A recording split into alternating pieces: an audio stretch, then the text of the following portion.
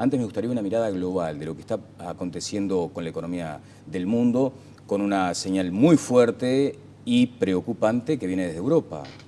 Sí, es muy preocupante lo que está pasando en general en los países desarrollados, ¿no? Tanto en Estados Unidos como en Europa. Los dos están atravesando dificultades serias por distintas razones.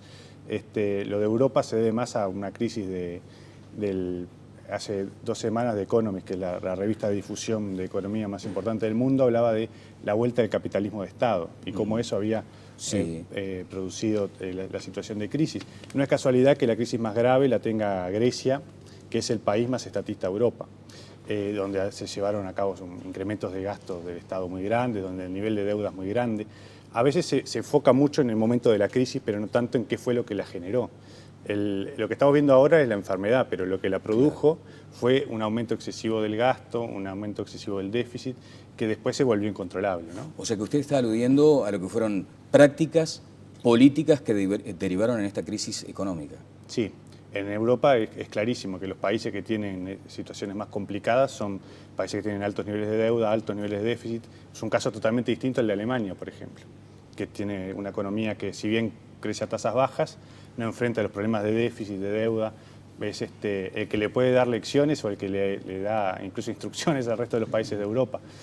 Es distinto a la situación de Estados Unidos, que también tiene problemas, pero que se gestan a partir de la crisis financiera del 2008 y el camping, una parte por el gasto excesivo que surgió en el momento de la guerra de Irak, un incremento brutal del gasto militar. Pero la crisis financiera ya venía, se gesta fundamentalmente también por temas de intromisión del Estado en la economía.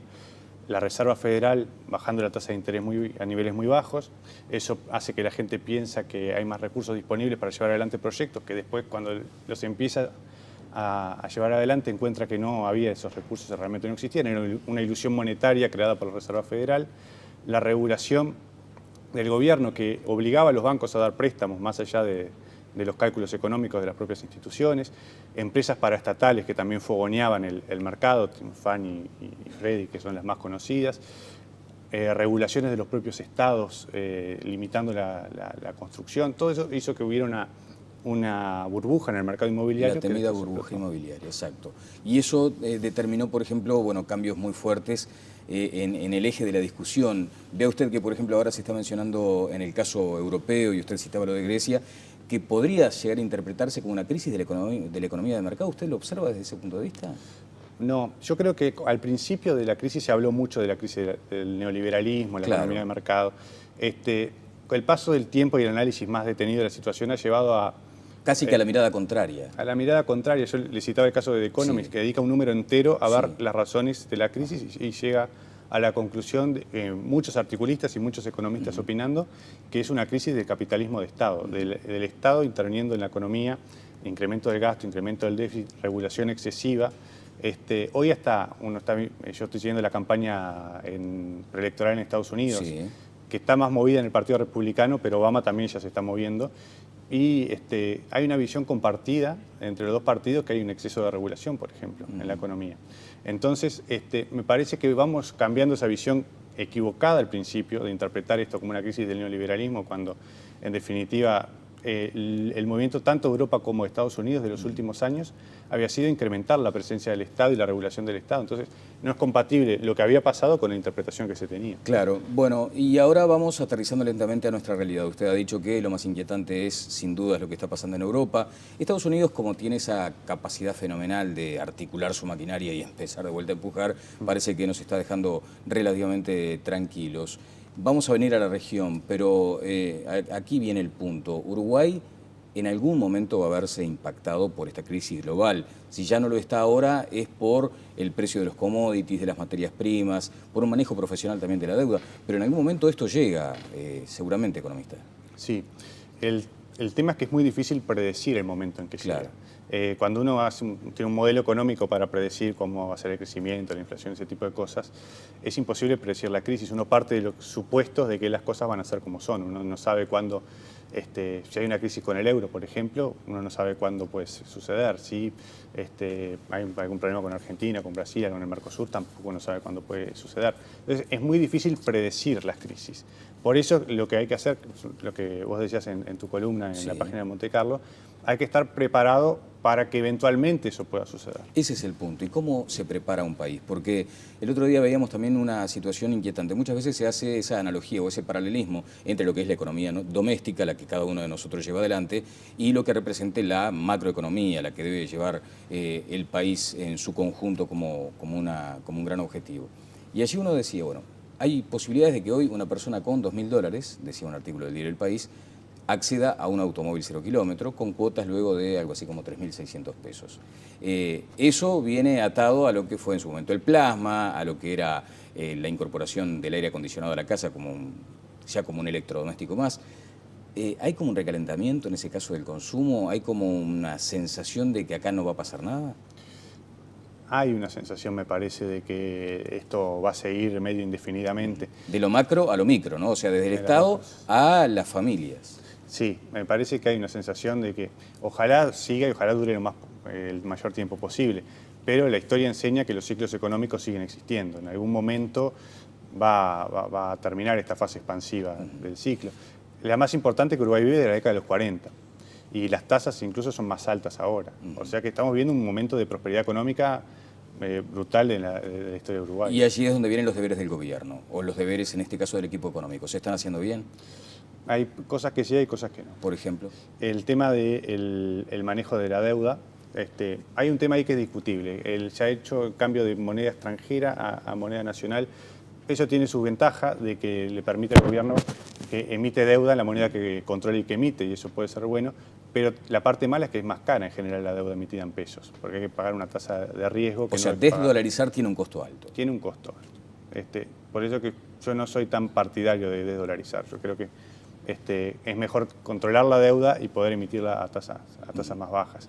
Después también ha crecido mucho la deuda bruta. Pasamos de 13.000 millones de dólares en el 2005 a hoy estamos en 26.000 millones de dólares. Se ha duplicado la deuda del país en un momento de crecimiento espectacular.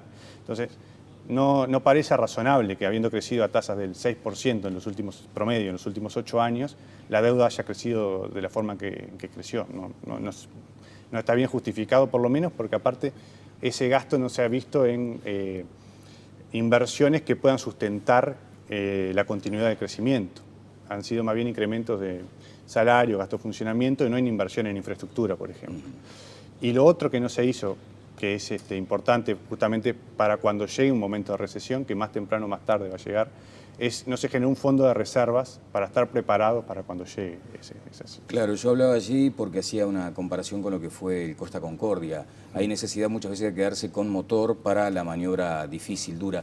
Y allí se entiende que puede aplicarse algo similar al modelo chileno. O sea, Chile lo que ha hecho es tener un colchón, tener una reserva, tener la platita en la cajita para cuando falte. Exacto. ¿No se está haciendo acá desde su punto de vista? No se está haciendo, no existe ningún mecanismo técnicamente eso se llama regla fiscal. Chile la tiene más de 80 países en el mundo, no es una cosa ya novedosa. Consiste simplemente cuando los países crecen por encima de lo normal, a una tasa mayor a la de su tendencia histórica, ahorrar parte de ese incremento que hay de la recaudación para generar un fondo justamente para cuando llegue una recesión poder usar esos recursos y no tener que recurrir a una cosa que los uruguayos conocemos bien, lamentablemente, que es que nos agarra una recesión con alto nivel de endeudamiento y con déficit fiscal y hay que hacer un ajuste fiscal. Claro, el tan temido ajuste. Ahora, el gobierno se defiende diciendo cosas que también son ciertas. Había un índice de pobreza ofensivo para todos como sociedad. Estaba el nivel de desempleo en un índice también alarmante. Hubo políticas sociales aplicadas. Por lo tanto, también allí puede explicarse algo de esta necesidad de orientarse hacia ese gasto y no de pronto fijarse en el ahorro. El problema es que los planes sociales no se han justificado lo suficientemente desde el punto de vista de que hayan contribuido a la baja de la pobreza. Por decirlo claro, en el gobierno del Partido Nacional del 90 al 95 la pobreza se bajó mucho más que en el gobierno del Frente Amplio, con planes sociales más austeros, pero mejor enfocados y mejor llevados adelante. Los planes del Frente tienen un componente clientelista que incluso algunos economistas hace poco hicieron una investigación de la Universidad de la República, donde decían que tenía un componente clientelista. Lo que no se ha hecho no ha sido por enfocarse en los planes sociales. Lo que no se ha hecho es por enfocarse en aumentos de gastos de funcionamiento, gastos de sueldo, en gastos no prioritarios. La prioridad del país en cuanto a infraestructura o en otros temas no se ha desarrollado, e incluso en donde se ha aumentado el gasto, por ejemplo, educación, por ejemplo, a partir del último presupuesto, seguridad, los resultados tampoco se ven. No es un problema simplemente de que se aumenta el gasto y mejoran los resultados. Bueno, ¿usted entiende que eso va a ser una situación que nos va a condicionar mucho a la hora de afrontar una crisis internacional? ¿Considera que no estamos tan fuertes como se supone? No, el año pasado hubo un jerarca del gobierno que dijo que estábamos blindados ante una crisis sí, internacional.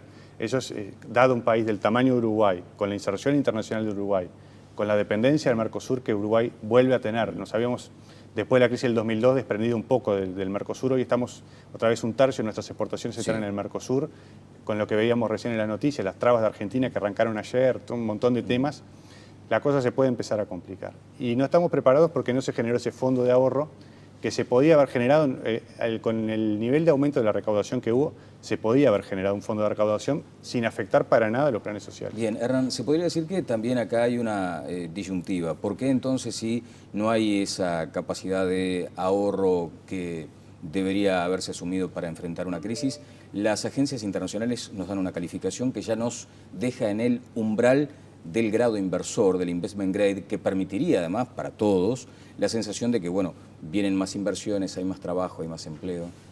Ojalá se logre el investment grade, sería muy bueno porque nos permitiría emitir deuda a tasas menores. Ojalá se logre. Pero hay que mirar de cerca qué es lo que están diciendo las calificadoras de riesgo. A ver. Lo que han cambiado es la perspectiva de moderada, favorable para subir la nota. Pero ¿por qué no han subido la nota en definitiva? Bueno, porque alguna duda tienen.